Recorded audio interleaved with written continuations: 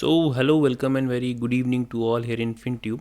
Today is 9th of February. आज date है 9 फरवरी 2023 और देखते हैं आज थर्सडे था, एक्सपायरी थी, वीकली एक्सपायरी मार्केट ने किस तरह से मूव दिया। हालांकि मैं इस चैनल पे काफ़ी रेगुलर नहीं रहा हूँ because of my traveling condition. I am traveling still. So still I am trying to give these contents regularly, but whenever I am getting time I upload these videos. तो चलिए देखते हैं after looking at number of constraints market में ये एक लंबी trend line हमने खींच रखी थी ऑन डेली बेसिस और यहाँ पे रेजिस्टेंस है। लेकिन इससे पहले अगर मैं आपको बताऊँ तो मार्केट देखिए एक बहुत पिछले 1 2 3 4 दिनों की रेंज बाउंड कंडीशन में फंसा हुआ है। तो इस तरह की रेंज बाउंड कंडीशन में ऑप्शन बायर्स के लिए बहुत ज़्यादा अपॉर्चुनिटीज़ बनती नहीं हैं और इस तरह की जो भी रेंज बाउंड कंडीशंस होती है ऑप्शन सेलर्स के लिए बहुत ही फ्रूटफुल होती है। अगर आप इंडिया विक्स की स्टडी करेंगे तो आप यहाँ पे देख सकते हैं कि इंडिया विक्स लगभग जो वॉलेटिलिटी इंडेक्स है वो 13% के आसपास है। 13% का इंडिया विक्स जब भी इस तरह से 13-14% के पास आता है तो इसका मतलब यही होता है कि वॉलेटिलिटी कम हो गई है। इंटरडे लेवल्स पे आपको वॉलेटिलिटी ज़रूर मिलेगी लेकिन मार्केट की रेंज बहुत बड़ी नहीं होगी, ये इस बात का इंडिकेटर होता है, राइट। सेम थिंग, हालांकि अगर आप निफ्टी और बैंक निफ्टी की क्लोजिंग देखें तो बैंक निफ्टी ने अपनी लास्ट क्लोजिंग से 16 पॉइंट अप में क्लोज किया है, जबकि निफ्टी ने अपनी लास्ट क्लोजिंग से 21 पॉइंट्स में क्लोज दिया है। इसका मतलब कि bank Nifty was out performing the bank Nifty. अगर आप निफ्टी का चार्ट देखेंगे तो लगभग सेम ही दिखेगा, लेकिन जो निफ्टी का मूवमेंट था वो बैंक निफ्टी से ज़्यादा था। चलिए एक बार हम फिर से चलते हैं बैंक निफ्टी के चार्ट और इंट्राडे लेवल्स पे इसकी एनालिसिस करते हैं। तो अभी के लिए हमने ये जो बॉक्स क्रिएट कर रखा है ये काफ़ी इंपॉर्टेंट बनता है ब्रेक करना, और इसके बाद रेजिस्टेंस अगर अपर साइड में आप देखेंगे तो 41,950 और 42,000 का लेवल काफ़ी अच्छा खासा रेजिस्टेंस का जोन है। ये काफ़ी अच्छा खासा रेजिस्टेंस है, मार्केट ने यहाँ पे पहले भी रेजिस्टेंस लिया है। और इसके अलावा अगर हम इसके ऊपर की भी बात करेंगे तो 42,500 इसके बाद हमारा नेक्स्ट रेजिस्टेंस आता है और ऊपर से ये जो ट्रेंड लाइन आ रही है इसको रिस्पेक्ट करेगा। डाउन साइड की अगर बात करेंगे तो ये बॉक्स मार्केट को तोड़ना बहुत ज़्यादा ज़रूरी हो गया है। पिछले 3-4 दिनों से मार्केट लगभग इसी दरमियान आगे पीछे घूम रहा है। तो अगर इसको तोड़ता है तो नेक्स्ट हमारा जो मेन सपोर्ट आएगा 40,950 मेक और ब्रेक लेवल है।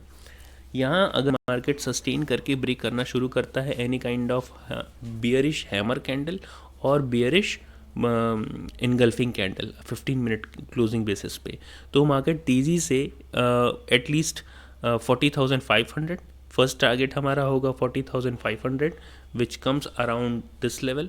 uh,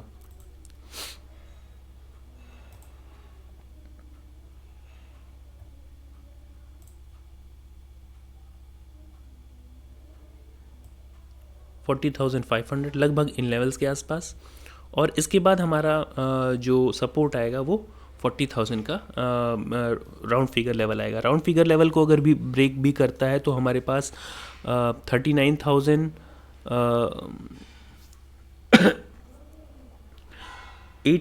और 39,900 का एक अच्छा खासा सपोर्ट जोन है। हम मार्केट में यहाँ पे एक अच्छा खासा सपोर्ट ले सकते हैं, राइट। तो इन लेवल्स का आप ध्यान में रखिएगा अपर एंड डाउन साइड में। एक बार निफ्टी देख लेते हैं क्विकली।